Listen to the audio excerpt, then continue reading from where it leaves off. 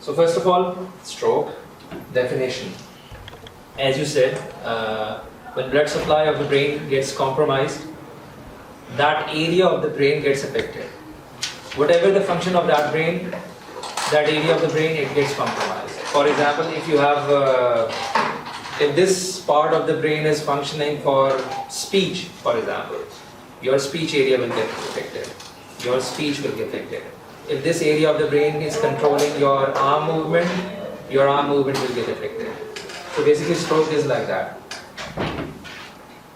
In other terms, similarly like heart attack, we can call stroke as brain attack. It's kind of synonym. So, and basically brain cells dead.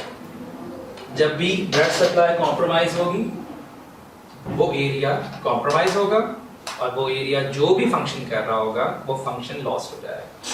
जैसे मैंने कहा, sorry,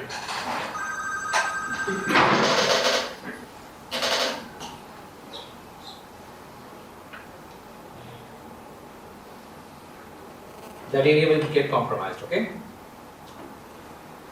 just to give you an example, basically stroke has two types: ischemic stroke and hemorrhagic stroke. These are medical terms, so I know these are difficult, but hemorrhage means to burst open, like this blood vessel. This is a blood vessel. Whenever it gets burst open, like for because of hypertension or because of any other disease, blood supply is compromised.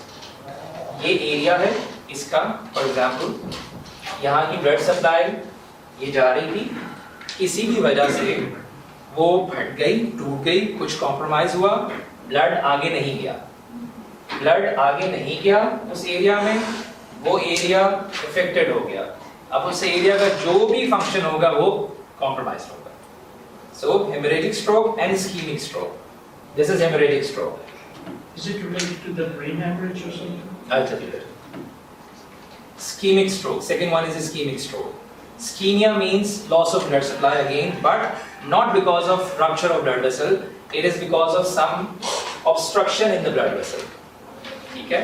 Obstruction का most common cause हमारे यहाँ या पूरी दुनिया में is atherosclerosis. Cholesterol जब बढ़ता है वो प्लेक्स बना देता है ब्लड वेसल्स के अंदर, वो जमना शुरू हो जाते हैं, उसके ऊपर फिर और चीज़ें जमना शुरू होती हैं और ब्लड सप्लाई कॉम्प्रोमाइज हो जाती है. एंड सिमिलरली ये एरिया कॉम्प्रोमाइज हुआ, आगे ब्लड नहीं गया तो ये पूरा एरिया अफेक्ट हो गया. Basically to types of stroke, ischaemic and haemorrhagic. Ischemic stroke, it comprises of probably 80 to 90% of strokes. Hemorrhagic stroke maybe 10%, 5%, 15%. So most commonly we have ischemic stroke, यानी blood clot फंस गया या कोई चीज फंस गई और वो आगे नहीं गया, ये होता है इसके अंदर. Most commonly cholesterol. Another picture example, blood is pooling out because of rupture of blood vessel. Here blood is not going here. Red color shows blood supply, blue color shows inactivity of blood supply. Clear? समझ आ रही? Picture representation थोड़ी बेहतर हो जाती है, इसलिए मैं वो कोशिश करता हूँ आपको बताने की. What are the causes of blood stroke? Most commonly, as I said, hypertension. Hypertension causes hemorrhagic stroke, लेकिन it can also cause ischemic stroke. Most commonly hypertension, most commonly blood cholesterol levels, high blood cholesterol levels. Thirdly, heart diseases. Fourthly, diabetes. Secondly, smoking, alcohol. All these causes stroke. High blood pressure, cholesterol, diabetes, obesity, smoking, and alcohol. Symptoms. मेरा ख्याल है आप लोगों में से बहुत को पता होगा सिम्टम्स क्या होते हैं स्ट्रोक के. लोगों के जहन में ये है स्ट्रोक होता है तो कोई चीज़ काम नहीं करती है, कोई फंक्शन काम नहीं करता है. It's very true. Whatever the area of the brain it's affected, वो एरिया जो है वो काम नहीं करेगा एज आई सेड. लेकिन कुछ कॉमन सिम्टम्स हैं जो हमें देखने होते हैं. फॉर एग्जाम्पल, सडन वीकनेस और नमनेस ऑफ स्पीच. अगर आपको लगे कोई बंदा जो नॉर्मल था अचानक से वो बोल नहीं पा रहा प्रॉपर्ली, स्लरिंग ऑफ स्पीच आ रही है, जबान अटक रही है, कुछ जिसको आम जबान में लुकनत कहते हैं उर्दू में, अगर वो हो रही है तो probably प्लीज जरूरी नहीं है, probably उसको स्ट्रोक हो रहा है। अगर वो ओल्ड एज पेशेंट है, अगर वो ब्लड प्रेशर का पेशेंट है, कोलेस्ट्रॉल का पेशेंट है, अगर वो डायबिटिक है, तो ज्यादा चांसेस हैं कि उसको स्ट्रोक हो रहा है। सडन वीकनेस और नमनेस ऑफ फेस में क्या होता है, ये एग्जांपल है। This person is smiling by the way. ये वाली पार्ट अगर आप स्माइल करते हैं तो आपके दोनों एंगल्स पीछे जाते हैं। This is the normal mechanism. Which area is affected in this patient? Right. Left of the patient. Left of the patient. ठीक है, ये चीज प्रॉब्ली पीछे जा रही है, but this area is not getting back, ये पीछे नहीं आ रहा है। सिमिलरली आंख में होता है, अगर मैं कहूँ कि आप आंख बंद करें तो ये वाला एरिया, इसकी बात कर रहा हूँ, ये वाला एरिया वो बंद रखेगा, ये प्रॉब्ली बंद नहीं होगी, खुली रहेगी आधी, तो वो आई भी उसकी प्रॉब्ली फंक्शन नहीं करेगी। इसी तरह slurring of speech. Secondly sudden weakness of arm और लेग, ये कोई भी मसल बॉडी पार्ट जो है वो हो सकता है। अचानक से कंप्लेन करते हैं यार मेरा हाथ हिल नहीं रहा, या मुझे वीकनेस नमनेस फील हो रही है, मुझे फील नहीं हो रहा, मेरा हाथ काम नहीं कर रहा, मेरी टांग काम नहीं कर रही, चलते चलते उठते हुए गिर गया वो बंदा, ये स्ट्रोक के साइंस हो सकते हैं। स्पीच डिफिकल्टी बता चुका। सिवियर हेडेक, कुछ स्ट्रोक्स ऐसे हैं, only some kind of stroke जिसमें severe headache होता है, and the patient define these headaches like worst headache of my life। वो इस तरह बताता है कि इतना severe मुझे कभी headache नहीं हुआ। And by the way, after these kind of headaches, patient survive, patient ठीक रहता है, but after 48 hours उसको फिर symptom आना शुरू होते हैं। So this is a very major symptom of stroke। लेकिन वो मिस हो जाता है अक्सर, क्योंकि सर दर्द की बहुत कंप्लेन आम है, लोग कहते हैं यार वही हो रहा होगा, बट ये याद रखिए, this is the worst headache of my life, patient इस तरह में डिस्क्राइब करते हैं। लास्टली लॉस ऑफ कॉन्शियसनेस, सीधी सी बात है, ब्लड सप्लाई ऊपर नहीं गई, वो एरिया खत्म हुआ, आपका ब्लड रुका, आपका कॉन्शियसनेस लॉस हो सकता है। Diagnosis, any idea how can we diagnose stroke? उस वक्त इमरजेंसी में हम क्या कर सकते हैं? CT scan, most commonly CT scan. CT scan gives a clear picture of stroke. कोई भी एरिया है जहाँ ब्लड सप्लाई कॉम्प्रोमाइज हो रही है because of ischaemia, because of haemorrhage, वो नजर आ जाएगा CT स्कैन पे। किस तरह नजर आता है? Like this. ये एक नॉर्मल CT स्कैन है ब्रेन का, ओके? CT स्कैन, ये सारा जो ग्रे एरिया या जो शेडी एरिया नजर आ रहा है, ये ब्रेन है। इसमें कुछ स्पेसेस होती हैं, इनको छोड़ दीजिए, but this is brain, this is and this is, these are two types of stroke.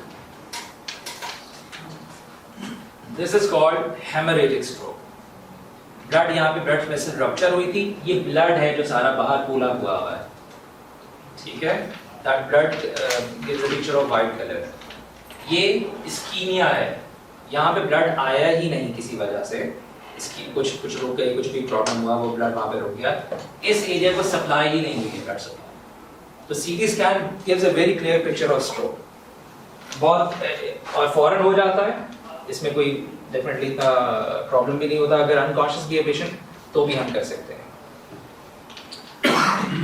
For example, जैसे मैंने कहा था हेमरेज, ये वाला एरिया जो है ब्लड सप्लाई इसके अंदर पूरा हुआ है। एग्जाम्पल देने के लिए, यहाँ पे blood supply, blood vessel rupture हुई है, सारा ब्लड पूल अप हो गया, आगे नहीं गया, ये सारा पूल अप हुआ है ब्लड। इसी तरह उसमें इस्कीमिया हुआ, ब्लड आगे रुक गया किसी की वजह से, आगे नहीं गया, ये सारा वहाँ पे नजर आ गया, इस्कीमिया, ब्लैक एरिया हो गया। Treatment, stroke basically does not have a specific treatment, it's basically rehabilitation। जिस भी पेशेंट को स्ट्रोक हुआ है, हमने उसकी रिहैबिलिटेशन करनी है। किस तरह रिहैबिलिटेशन करनी है? डेफिनेटली एक्यूट ट्रीटमेंट हमें उसको देना है, उसको रिवाइव करना है ताकि उसका फंक्शंस जो हैं वो प्रॉपर्ली मैनेज हो सके। इसके बाद जिस कॉज की वजह से हुआ है वो ट्रीट करना है। ब्लड प्रेशर है तो ब्लड प्रेशर, डायबिटीज है तो डायबिटीज, बेसिकली रिहैबिलिटेशन करनी है। Any idea how much time rehabilitation takes? Maybe 3 months or something. 3 months. Any other guess? Depends on the condition. Another condition also, but okay. We have basically don't have a specific time period. It depends on the patient case. It depends on the condition also. But usually stroke patients get better within 3 months. बहुत हद तक बेहतर हो जाते हैं। Within a year, they get much better.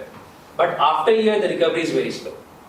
अगर कोई patient 3 महीने 6 महीने साल तक जितना बेहतर हुआ है वो उतना ही बेहतर हो सकता है, probably this is not for sure, लेकिन probably उतना बेहतर हो सकता है। साल के बाद रिकवरी जितनी भी उसकी हुई है उसके ज़्यादा नहीं हो सकेगी, probably this is just a guess, okay? कुछ वार्निंग साइंस हैं, कुछ चीज़ हम लोगों ने रखी हुई है, basically it's called fast, F for face, A for arms, S for speech and T for time. वही आइडेंटिफाई करने के लिए स्ट्रोक हो रहा है या नहीं हो रहा, आपके साथ हो रहा है, किसी और के साथ खासा हो रहा है, आइडेंटिफाई करने के लिए।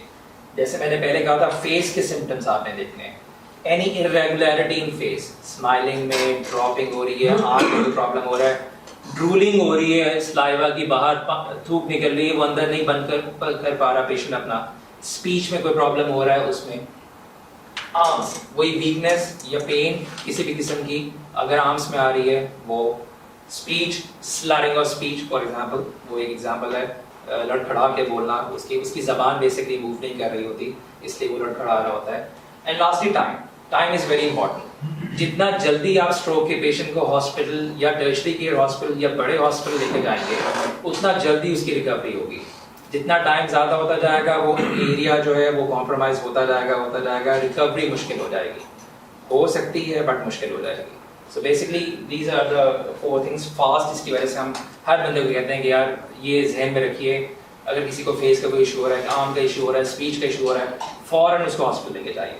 बाद में डायग्नोस हो जाएगा, नहीं था उसको स्ट्रोक नहीं था, कोई इशू नहीं है। But if you have a patient with diabetes, if you have a patient with hypertension, if you have a patient with, for example, heart disease, family history of stroke, and that patient is very old, aged, for example, 70 years, 60 years, तो आप ज़हन में रखिए stroke हो सकता है, तो kindly उसको फौरन शिफ्ट कीजिए। That's it. Any questions? Difference between stroke and hemorrhages. Hemorrhages, you are saying कि जो It's a specific area आपका वो clot हो जाता है blood से, and stroke is Hemorrhage is basically a type of stroke. type of stroke. Is there any difference between these two? No, stroke basically is a collection of hemorrhage and ischemia. Hemorrhage simply means burst open of vessel, blood vessel. This is hemorrhage, English term. I have 2 questions. The first one, when you were talking about stroke, it's like, I was thinking it's related to the heart, heart attack or something, but It's a disease of brain. To the brain, Yeah. brain, right? और मेरे red के 2 बने, बाकी मेरे green के बने हैं। अब मैं जब नीचे आता हूँ उस पे ये जो रेफरेंस दिया हुआ है, हाई रिस्क पे लिखा है 3 और मोर। अब मेरे 2 हैं, तो 3 और मोर पे मुझे थोड़ा सा परेशान होना चाहिए था, बट 2 पे मुझे इतना नहीं होना, स्टिल होना है बट इतना नहीं होना। मेरे ग्रीन के बने थे 6 बने थे, तो मैं लो रिस्क पर हूँ। इसी तरह आपने भी कैलकुलेट करना है, ये आपका भी लिखा, तो देख लीजिए आपका रिस्क क्या है। घर में जो लोग हैं उनको भी देखिए उनका रिस्क क्या है, उसके हिसाब से ट्रीटमेंट प्लान कीजिए या डॉक्टर को दिखाइए। ठीक है, ये आपके सवालों का जवाब कि क्या करना चाहिए क्या नहीं करना चाहिए। और कुछ So some people have like high cholesterol and other stuff. So they take medicine or medicine to control their high cholesterol. Is there any reverse effect can damage your other organs, hypertension, tablets and every medicine has a side effect. Every medicine. For cholesterol medicines, it has major side effect is basically weakness of muscle. That's it. Weakness of muscles. Yeah. Cholesterol medicines. It causes body aches and muscle aches. That is the major side effect they have. So that's I think very minute. But it doesn't damage your pancreas or liver or anything, right? Not much. No, not that significant. ठीक है? ये please risk assessment जरूर कीजिएगा। Thanks a lot.